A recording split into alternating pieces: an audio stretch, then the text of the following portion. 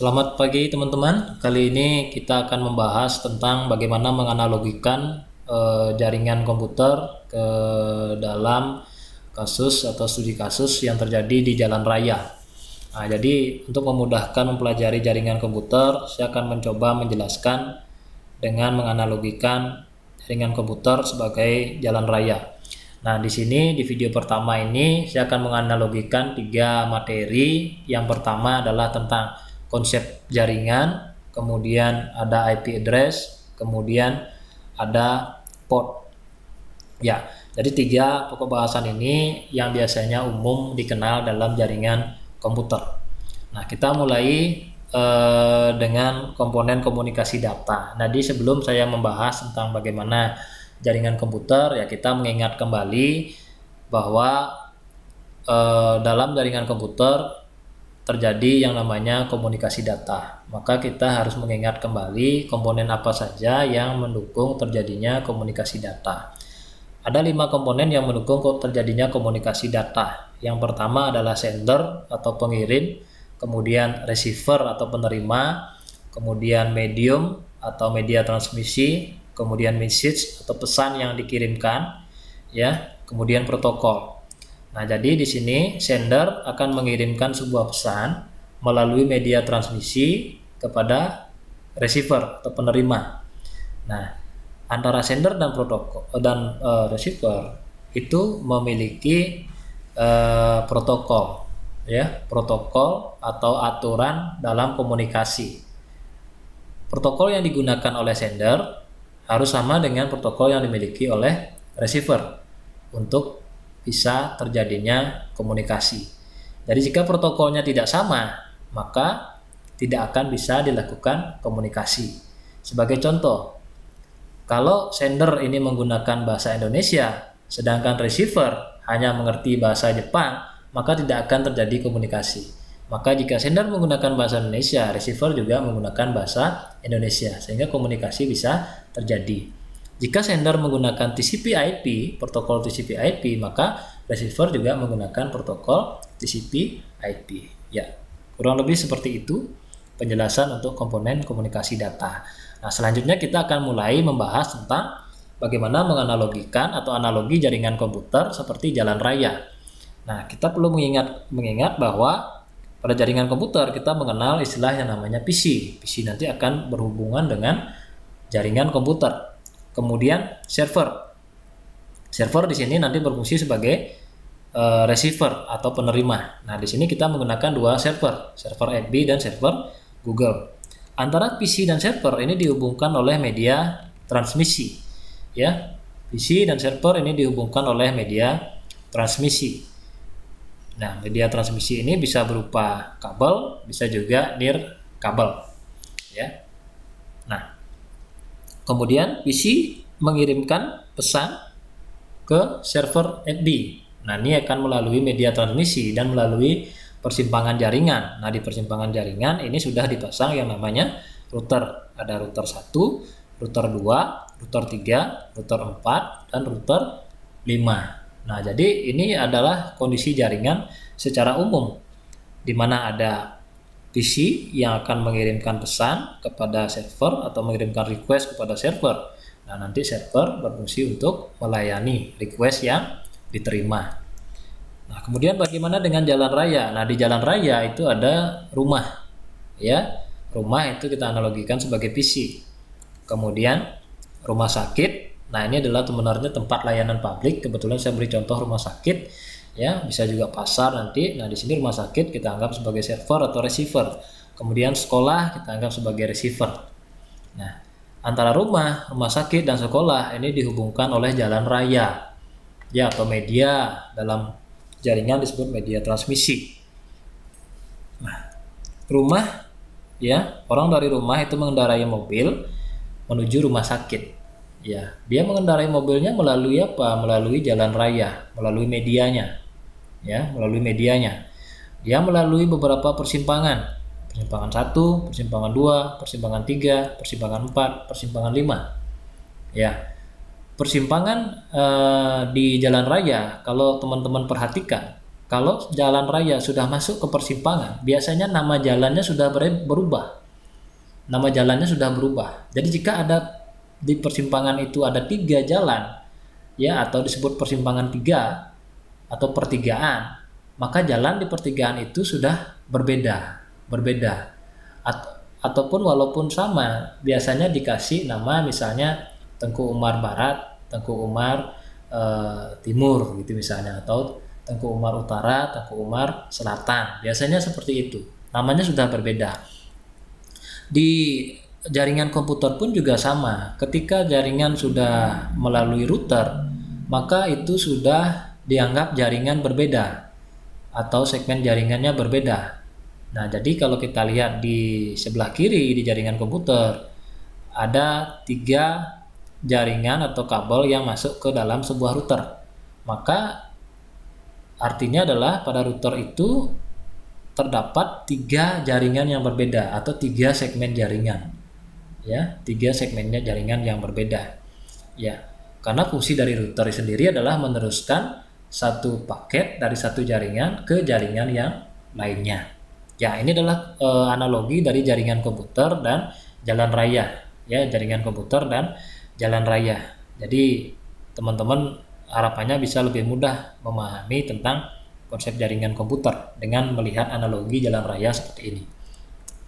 Nah, kemudian yang kedua adalah analogi dari IP address. Nah, IP address di sini kita bisa analogikan sebagai alamat lokasi dalam kehidupan nyata. Nah, jadi agar PC bisa berkomunikasi dengan server, maka dia harus tahu alamat. Nah, dalam jaringan komputer, setiap komputer yang akan terhubung dalam jaringan itu wajib atau harus mempunyai alamat IP address. Kalau tidak punya IP address maka tidak bisa diajak berkomunikasi. Nah, misalnya di sini PC dia punya IP address 192.168.1.10. Server dia punya IP address 157.240.218.35. Server Google dia punya IP address 216.239.38.120. Nah, jika tidak ada IP address jika setiap perangkat di jaringan komputer tidak memiliki IP address, maka tidak bisa diajak berkomunikasi dalam jaringan komputer. Kemudian kita lihat PC sekarang ingin berkomunikasi dengan server FB. Ya, PC ingin komunikasi dengan server FB, maka PC harus tahu dulu alamat dari server FB itu berapa. Jika tidak tahu alamatnya, maka tidak akan bisa diakses. Jika tidak tahu alamatnya, maka tidak akan bisa diakses. Nah, kemudian di kehidupan nyata kita bisa lihat ada rumah sakit, ada sekolah. Jika rumah ingin menuju rumah sakit, tidak tahu alamatnya, kan tidak bisa sampai di sana. Nah, maka rumah harus punya alamat dulu, misalnya Jalan Keluarga nomor 4. Kemudian rumah sakit, dia punya alamat juga, Jalan Sehat nomor 100. Nah, jadi kalau rumah sudah tahu alamatnya rumah sakit, ya orang bisa menuju ke rumah sakit. Sekolah alamatnya di mana? Misalnya Jalan Pengetahuan nomor 86. Nah, alamat ini sangat penting sekali di dalam jaringan komputer atau dalam kehidupan nyata, karena kalau tempat yang kita tuju kita tidak tahu alamatnya, maka tidak akan bisa sampai.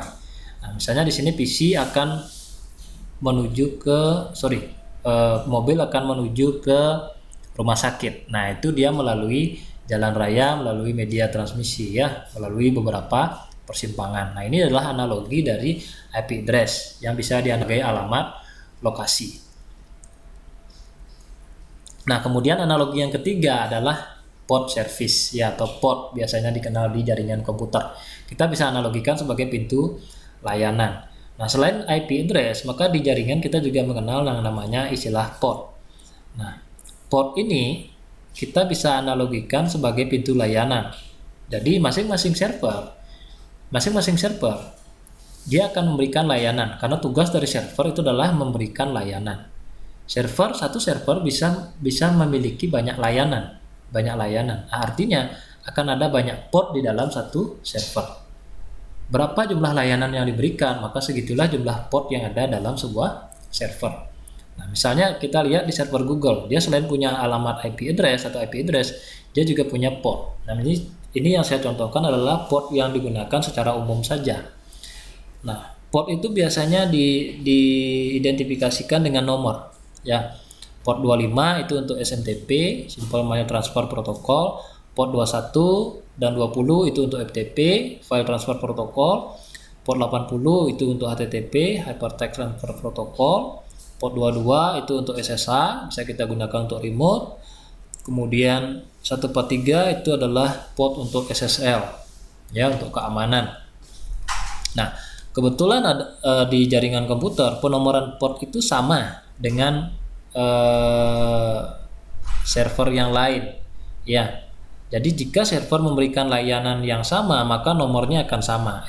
SMTP itu portnya sudah pasti 25, tidak mungkin berubah, tidak mungkin berbeda. HTTP portnya sudah pasti 80, tidak mungkin berbeda, karena ini adalah hal yang pasti, ya. Nah, jika misalnya PC ingin menuju ke server Google, kalau sebelumnya dia hanya tahu alamatnya saja, tapi di analogi sekarang dia juga harus tahu port mana yang dituju.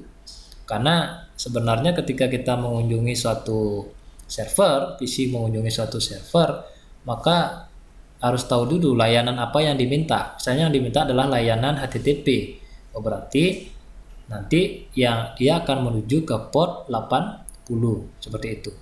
Nah, sebagai contoh di sini misalnya PC akan menuju ke IP 216.239.38.120 .2 port 25, ya, port 25. Nah, ini artinya apa? Artinya adalah user ingin mengakses Google untuk meminta layanan email atau SMTP, Simple Mail Transfer Protocol. Nah, kemudian jika kita lihat di kehidupan nyata, pintu layanan itu juga ada di kehidupan nyata. Misalnya di sekolah, di sekolah itu ada layanan yang diberikan oleh sekolah, yaitu sudah pasti ada layanan tata usaha, ada layanan laboratorium, ada layanan bimbingan konseling, ada juga layanan kesiswaan atau siswa. Nah, di sini setiap layanan itu biasanya dilakukan dalam sebuah ruangan, dan setiap ruangan itu memiliki pintu. Nah, setiap pintu memiliki nomor. Setiap pintu memiliki nomor. Nah, di sini saya contohkan saja nomornya adalah 201, 202, 203, 204. Nah, ini hanya contoh saja, bisa saja nomornya berbeda, bisa saja 1, 2, 3, 4 atau yang lainnya, atau ABCD bisa saja.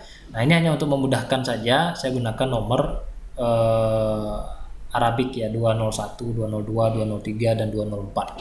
Nah, kemudian di rumah sakit bagaimana? Nah, di rumah sakit juga sama demikian. Jadi di rumah sakit dia selain memiliki alamat lokasi Jalan Sehat nomor 100, dia juga memiliki layanan.